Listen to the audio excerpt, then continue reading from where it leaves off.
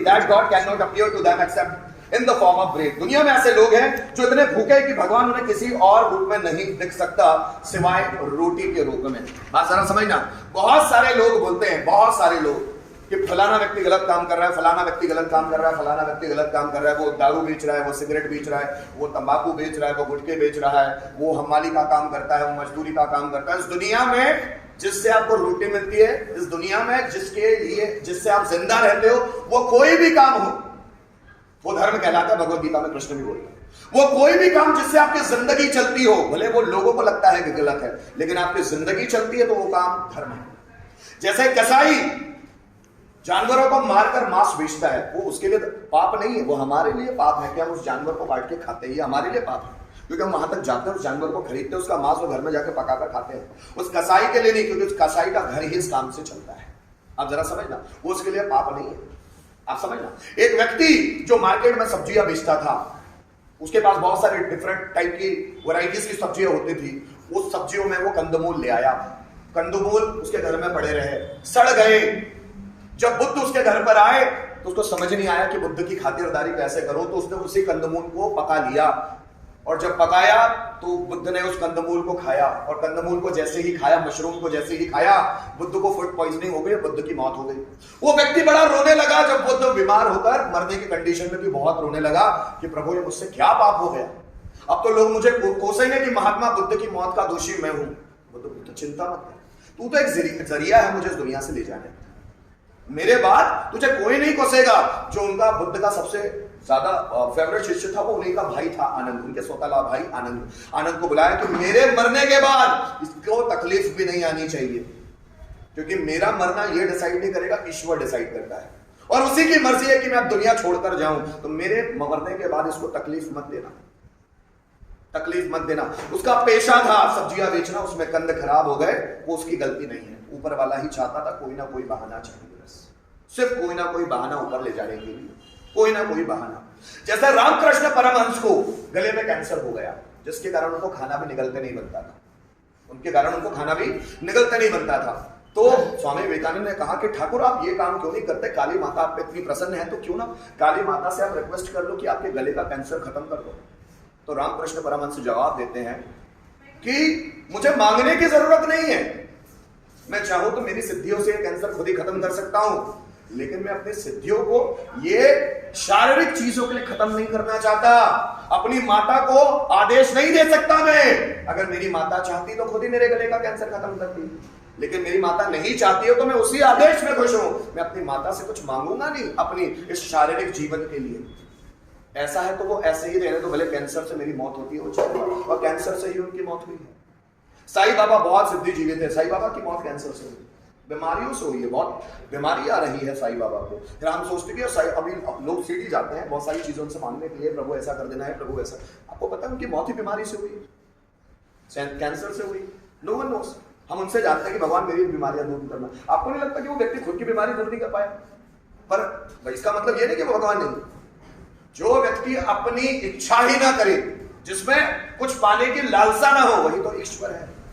जो व्यक्ति कुछ पाना ही नहीं चाहता, जैसे देखो मैं कृष्ण एग्जाम्पल, कृष्ण, हनुमान जी, साईं बाबा, स्वामी रामकृष्ण, जिसको इच्छा ही नहीं है कुछ पाने की, अपने शरीर में भी कोई बीमारी हो गई तो उसको हटाने की भी इच्छा ना बचे, वही व्यक्ति तो ईश्वर है। बोलने का मतलब समझ रहे ना, वही व्यक्ति तो ईश्वर है। कौन सा थॉट समझा रहा था वैसे मैं? 30 नहीं यार 31। तो दुनिया में कोई व्यक्ति कोई भी प्रोफेशन करे, कोई भी प्रोफेशन में हो, गलत नहीं होता। आप जरा समझना, अगर आप सोचें कि आप भूखे हैं और आप मंदिर जाके राम राम जपे, वो काम नहीं है। पहले खाना खाना होगा, जब भूख शांत होगी ना तभी भक्ति में मन लगेगा। इसलिए कहीं कहा गया है कि अगर भक्ति करना चाहते हो तो पहले उस लायक बनो, अपने आप को सक्षम बनाओ। जब आप सक्षम होंगे तो आपका भक्ति में भी मन लगेगा। आपके घर में खाने का मन नहीं है, आपके घर में खाने को पैसे नहीं है, और आप भक्ति करें, वो कोई काम का नहीं है। बात समझ में आ रही है? पहले अपने आप को सक्षम बनाओ, फिर भगवान भक्ति। अभी क्या करते हैं लोग? सक्षम बनाने में ध्यान नहीं देते, कोई सबसे पहले क्या करते हैं? भगवान भक्ति, कि भगवान देगा। भगवान कुछ भी नहीं देता है। आप अगर अपने खुद की सेवा नहीं करना चाहते, खुद को बेहतरीन नहीं बनाना चाहते, तो कोई कुछ नहीं मिलेगा। आपके भगवान, जिनको आप भगवान बोलते हैं ना, उन्होंने तो बहुत मेहनत की है। कृष्ण ने इतनी जबरदस्त मेहनत की है, भगवान श्री राम ने इतनी मेहनत की है, शिव जी ने इतनी मेहनत की है, इसीलिए उनका नाम है। बहुत मेहनत। मैं बोलता हूं ना, जो 14 वर्ष का वनवास काटा है, पढ़कर देखो वनवास में वो कैसे रहे, पढ़कर देखो कभी, तो और श्रद्धा बढ़ेगी। सब अयोध्या को चाहते हैं, वनवास कोई नहीं चाहता, कोई नहीं चाहता। मैं बोलता हूं भक्ति तो खूब होनी चाहिए, लेकिन तब जब इंसान की समझ बढ़ जाए। समझ कुछ नहीं है, लेकिन भक्ति खूब करोगे। जो भी व्यक्ति इस दुनिया में भूखा है, वो कभी भक्ति भी नहीं कर सकता। उसको रोटी में ईश्वर दिखता है। तो भिखारी है ना, आप उसको 10 रुपए दे दो, उसको भगवान भक्ति की जरूरत नहीं है। उसके लिए तो ईश्वर वही है, वही चीज। जो भी चीज आपको खुशी देती है, वही चीज आपके लिए ईश्वर है। तो आप ये मत सोच लेना कि एक गरीब व्यक्ति है वो मंदिर नहीं जाता तो उसका मतलब नहीं। व्यक्ति को पहले अपनी जिम्मेदारियां पूरी करनी है, उसके बाद समय बचता है तो वो भगवान के मंदिर जाए। और रोटी में भी गरीबों को भगवान दिखता है। उसके लिए भगवान की मूर्ति जरूरी नहीं है, उसके लिए रोटी जरूरी है। अगर कोई व्यक्ति भूखा है, कोई व्यक्ति प्यासा है, तो पानी में उसको ईश्वर नजर आता है। जैसे वो पानी पिएगा बिल्कुल तृप्त, खुश हो जाता है।